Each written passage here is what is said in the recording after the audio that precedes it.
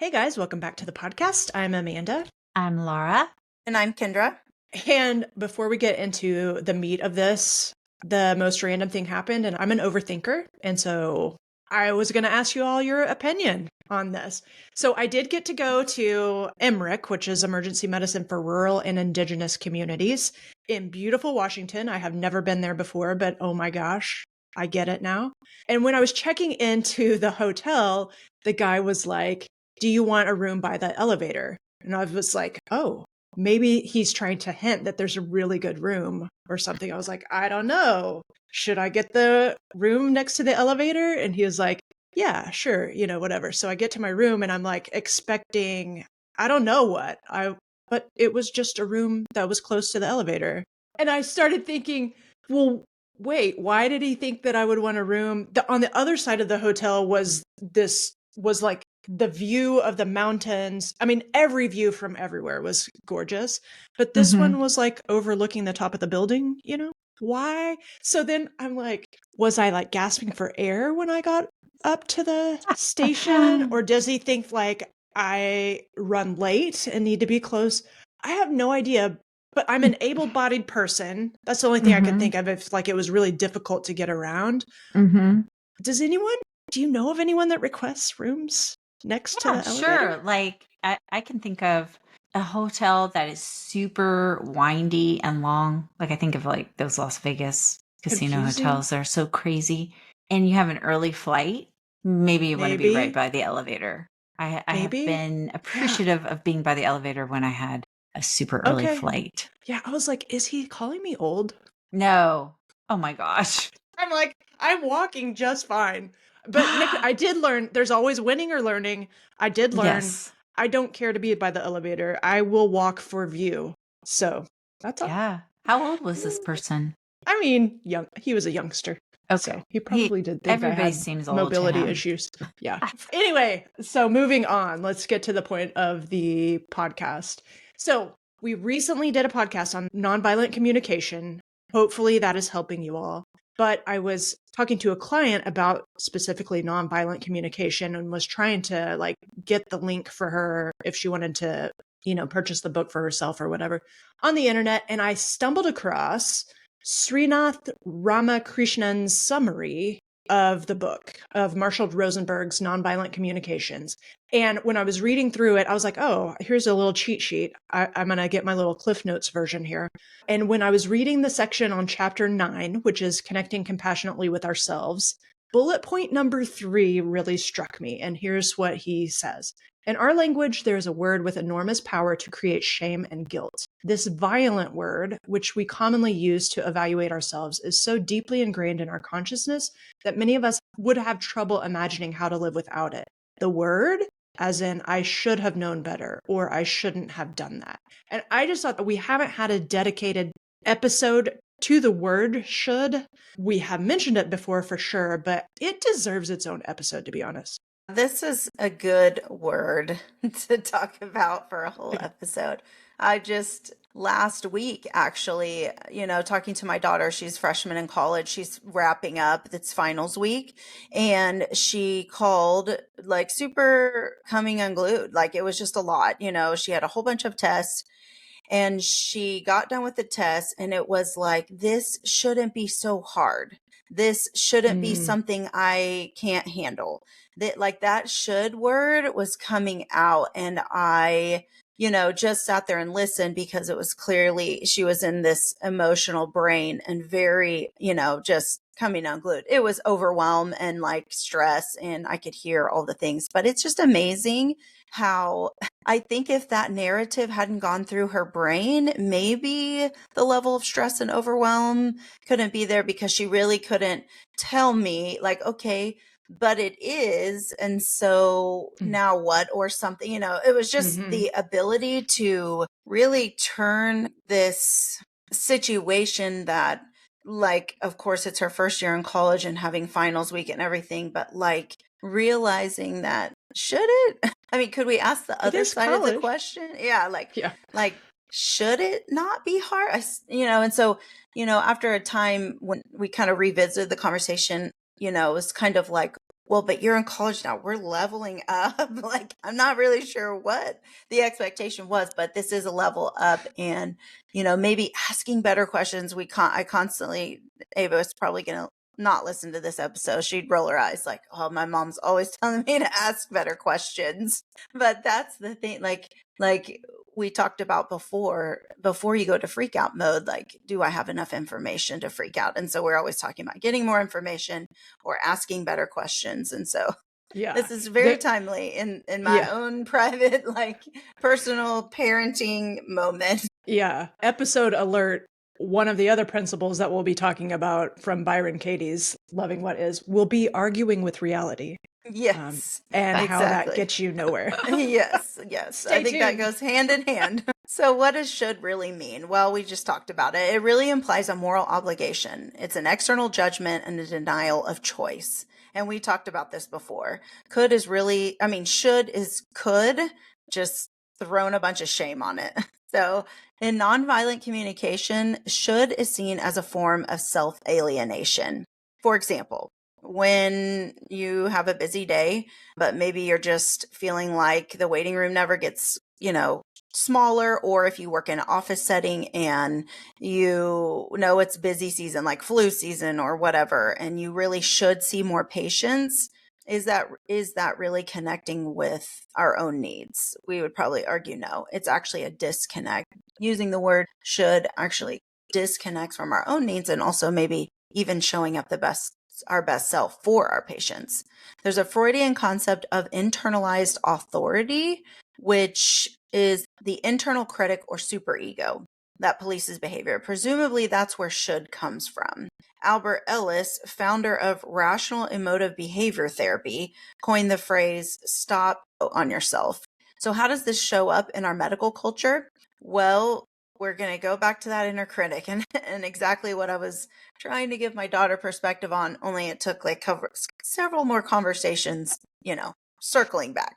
But that internal dialogue is, I should be charting right now. I should see more patients.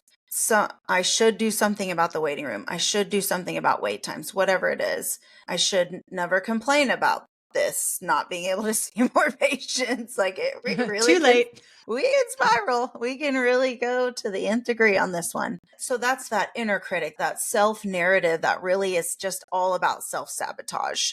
Because when you be intentional about showing up for the day, and then that voice starts coming in the brain and you start listening, it gets louder and louder, it's really just a self-sabotage. Then you have peer comparisons. So that resident always stays late. I should too. Or that, surgeon does this many cases. I should too. There's institutional expectations. You should prioritize productivity over presence, right? That's the bane fight of the fight of the struggle is just that. And then the result, obviously, that you get from all of this is guilt, shame, overwork, disconnection from intrinsic motivation, disconnection from self, which we continually prioritize. And so what happens when you're constantly asking or debating reality and constantly putting that should into the narrative? Well, you get emotional consequences like guilt, resentment, shame, anxiety. We talk a lot about shame. Brene Brown talks about this in all of her books that we've talked about, but that really is the recipe for shame. And that shame spiral. So in order to not go down in depths of despair, we got to learn how to recognize it and then nip it in the bud. There's behavioral consequences like overfunctioning. We talked about this before. People pleasing. Talked about this before. And ultimately compassion fatigue. There's physiological consequences like the chronic stress that we were supposed to be in for hours and days at a time, which obviously leads to burnout. And there's real things like high blood pressure, insomnia, high anxiety. Just all of those are, what can manifest after just living in this should state. So an example might be, Dr. X says, I should go to my kid's recital, but I have clinic. So now it's the internal conflict. Now we're going back and forth with ourselves. What you're debating, that internal value system, the things that you hold as most important. Now we're trying to negotiate or disempower that. It's really a no-win scenario. And then obviously the more times you do that, you battle with malaligning your internal values. You can see where pretty soon that constant battle of what should I do is going to lead to burnout. I add one should that we have not talked about. I should have caught that. I should not have missed that. I shouldn't have missed that diagnosis. Mm-hmm. And this one will circulate in our brains forever. Mm-hmm. It's a practice of medicine. Everybody misses stuff. Mm-hmm. You missed it. You missed it. Mm-hmm. So that's what happened. And telling yourself you should not have missed it doesn't change the past. And it actually puts you in more of a state of anxiety and less likely to make the right choice in the future if you keep ruminating on it. And I love how he calls should a violent word. It's violent. Yeah, it's really good. And, we would challenge that. Did you really miss that? Because the patient made it into the hospital, or the patient got medication, or the patient got the treatment, or I don't know. I think we could fix a lot of situation. Yeah. And a lot of times the patient, and a lot of times the patient actually still really likes you. I mean, or it's still fine. Or if you're in primary care and you had a 10-minute slot. Really? Right. You were supposed to pick up everything? No. Right. How? Exactly. Explain to me how. See, we would challenge that. Yeah. Yes. So anytime you want to click the link below and meet with us, we'll show you how to get. You'll feel good for better 30 minutes at least. Yeah. So why should we replace should, right? Mm. So should really implies you have no choice. You're acting under duress or guilt or responding to external authority. Even if it is internalized, it seems like an external loss of control or an external focus of control. When you say I should chart, it subtly implies I don't want to, but I'm forcing myself. This creates resistance. Resistance leads to resentment and constant tension, constant stress, or even if you do force yourself to go through it or get it done because you just got to get it done, that is not enjoyable. And it's what do I think about? Just like that forced hand, you are going to rebel against that at some point. I can Psychological speak for reactance. I know, right? My I speak friend. for myself. I can speak for myself if I'm constantly this is such a force. I'm going to rebel at some point. I don't know. Marshall Rosenberg argued that when we use should, we disconnect from our authentic motivations and underlying needs. Instead, we can create internal alignment by becoming aware of our needs and choosing actions to meet them. This is that really getting clear on your values or what's most important, because we are well aware we have to document a patient encounter. That is what we submit for payment and how we develop our, standard of living here. However, there are ways to maneuver this, not only in your brain, but where you can remain in alignment with yourself, show up for yourself, take care of your needs, and it can be a both and do the thing that we have to do in order to get paid. We're all in this, yes, to help people, but we got to get paid. So there is a way to do this where it can be a both and. So moving on to, we never want to just be like, hey, here's this huge problem, and then there's nothing you can do about it. That's our least favorite thing. That's the worst. Thanks. Yeah, great. I'm already demoralized here. We go. Okay, so here is a 3-step process for turning should into a conscious choice. The first step is to catch the should. Always just awareness is the first step, even if you aren't skilled enough yet to do anything differently. Awareness is step 1. So start noticing thoughts like, I should go to that meeting. I really should say yes. I should have already known this. I shouldn't have missed it. I should stay late. I should do my charts before whatever. I should give myself more credit. Any should or should not, hopefully will start to light bulb up like, ooh, I'm doing it again. So then step 2, when you notice it, ask, what need am I trying to meet? So you can use Marshall Rosenberg's needs inventory to identify what's underneath. Needs are universal human motivators, not strategies or actions, but something deeper than that. And so here's some examples. Like something that might fall within the category of connection is a need for belonging or appreciation or support or a need for understanding. Within the category of meaning would be a need for purpose, contribution, integrity, learning. A need within the category of autonomy would be a need for choice, freedom, space, authenticity. Within the category of rest, sleep, relaxation, recovery, or peace. One that I think drives a lot of physicians is a need for competence. So that would be a need for mastery, skill development, or achievement. There is a common human need for physical well-being. So that's a need for safety, nourishment, movement. Within the category of fun and play would be needs like joy, humor, creativity. And within the category for honesty would be things like authenticity, clarity, self-expression. Why is it that you're saying that you have to go to that meeting? I should go to that meeting. Pause and ask, what need am I trying to meet?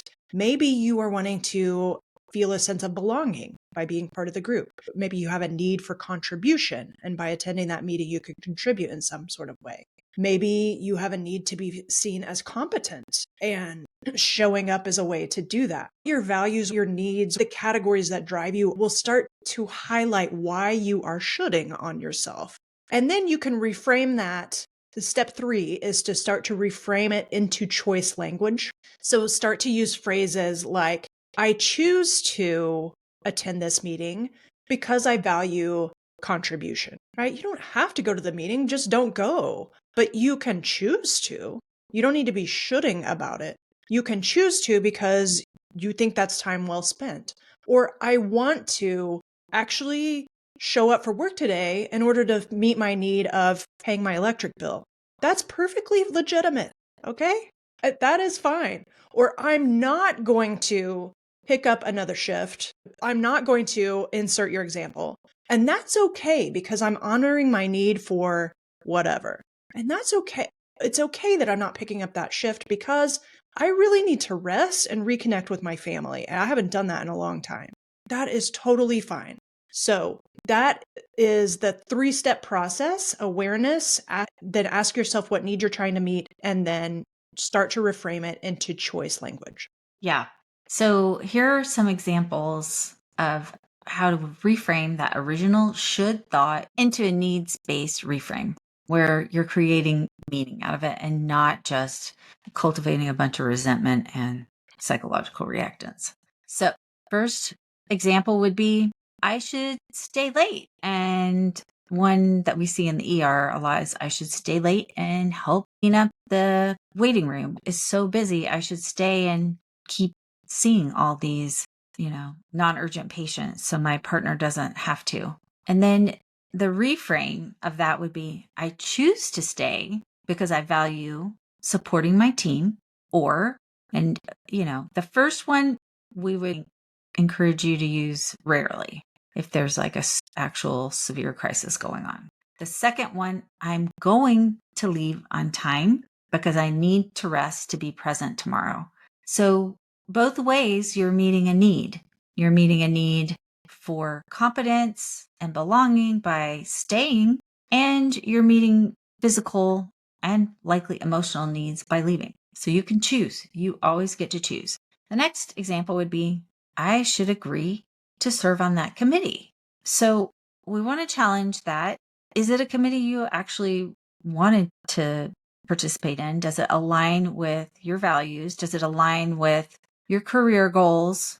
Or is it just another thing somebody asked you to do because they knew that you would do it because you're a people pleaser? If it's the last thing, let's rethink it.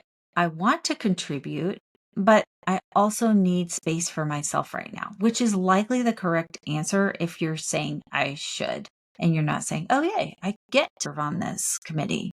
So it's okay. And in fact, it's imperative to recognize your own needs and take care of them. It's not anyone else's job to do that.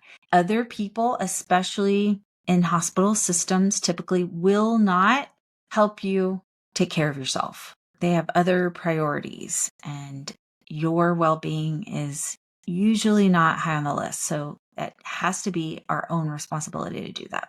Next one is, I should be more productive. We hear this a lot. It's interesting, the stories that we tell ourselves about these arbitrary numbers that we think we should be seeing or doing to be a, quote, good doctor. It's one thing to want to increase our productivity to be able to help more people. It's another thing entirely to shame ourselves for what we're currently doing. So if we actually want to see more patients and be more efficient with our time, great. We can say it like this. Instead of I should be more productive, I want to be productive because I value purpose and growth. I want my patients to be able to be seen without a long wait. I want to get my charts done on time so I can go home and have work-free time at home. What would that look like today? Without judgment, without judgment. The shift isn't just linguistic, it's psychological. So you move from compliance, and it's natural for our brains to think like this. Many times we grew up being told, you should do this. You should, how could you have done that? You should have done this. So it's normal language to our brains. It's important for us to rewire it because life gets so much better when we realize that we're choosing things and we're not being compelled to do anything.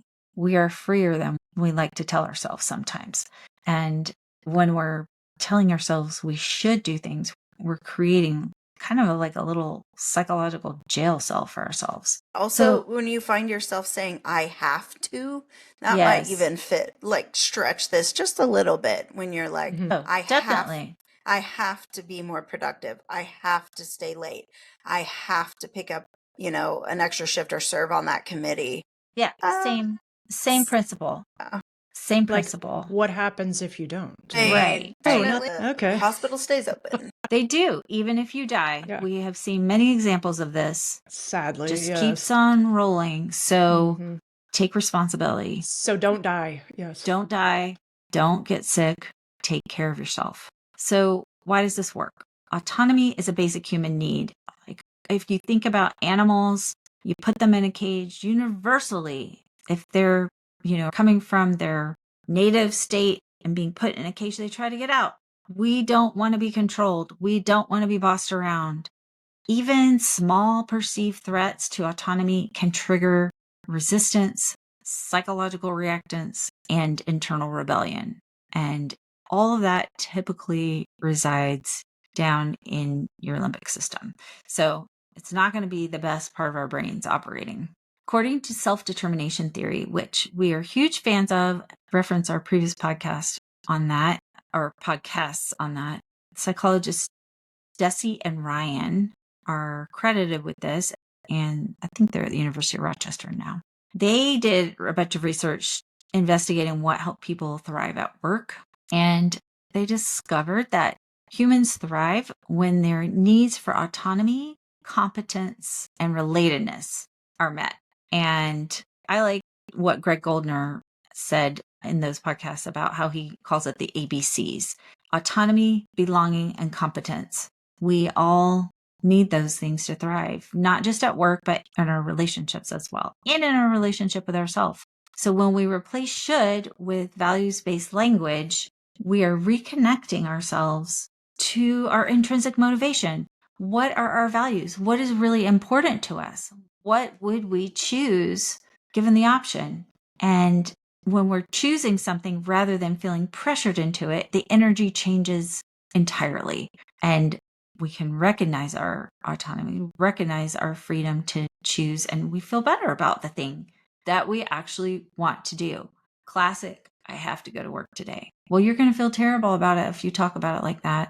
I'm going to work today because I like to help my patients. I like getting a paycheck. I like keeping my skills up. That's why I'm going. I don't ever have to go again after today if I don't want to. I don't have to go even today if I don't want to, but I want to. And that changes the whole experience for our brains. So here's some action steps if you would like them. Do not tell yourself you should do them, but you can do these if you would like. You can journal about it. What are your top 5 shoulds? What are the things that you are telling yourself you should do or should have done? And then you can practice reframing. You can keep the shoulds if you want. Our offering is that it's not helping, most likely, and can create a lot of misery. So learning how to reframe them using needs or choices can help. Practice mindfulness. When you hear yourself should, notice it. Pause. Okay, what need am I trying to meet? Why am I saying I should do that. What is it? What is the need that I'm trying to meet? And choose an intentional thought. Choose a thought that you can pull up when you notice yourself shoulding yourself. One offering would be, I release should. I don't need to use should. I choose with awareness and compassion. You can come up with your own version of that where you can decide. You're probably going to keep shoulding yourself for a while. We all do. One believable bridge thought that we might use would be, I'm working towards using the word should less. I'm working towards recognizing my autonomy in everything that I do. And that will feel better than I should do this. I should stop shoulding myself. Okay, not helpful. In fact, I was talking to a client just earlier today about, oh yeah, I've been coaching, I've done these other programs and I've been doing this so long. And now it's just terrible because I know all this stuff and I use it against myself. Hey, no, don't do that. If you're treating yourself with anything less than compassion, you're committing malpractice on yourself. You're causing harm. First, do no harm. So everything comes back to curiosity. Why am I doing this? Why do I choose to do this? What value does it fulfill for me? What need does it fulfill? And compassion. Of course, I did it that way.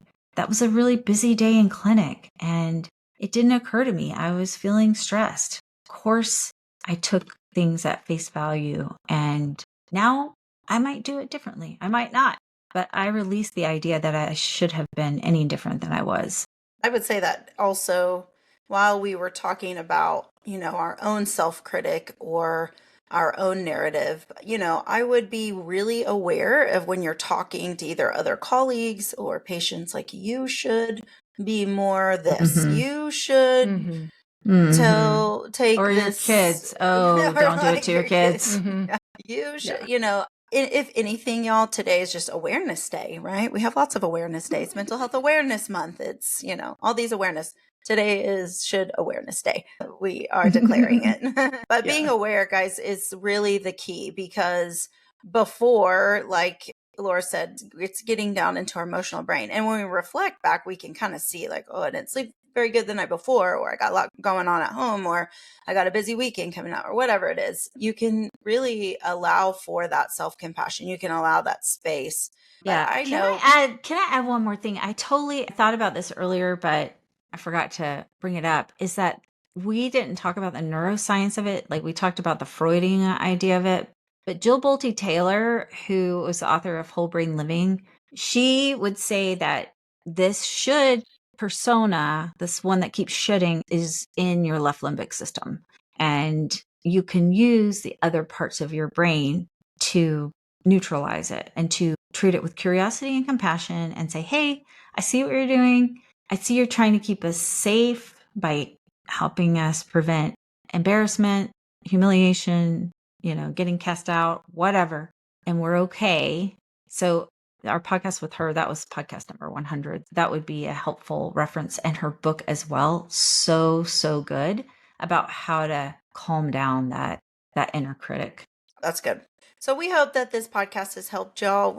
Like we said, just be aware, and hopefully you can start to practice the reframe, because we all want to build, better pathways for our automatic negative thoughts to turn into our default, personality builders. And we want to work on choosing the best possible self to show up. So if this has helped you, leave a review. It helps other doctors find us, and it moves us up on the list. And if you have any experience with this or anything you want to talk about, obviously email us anytime. We always say this, podcast@thewholephysician.com, or scroll down, click the link, meet with one of us. We'd love to talk about it.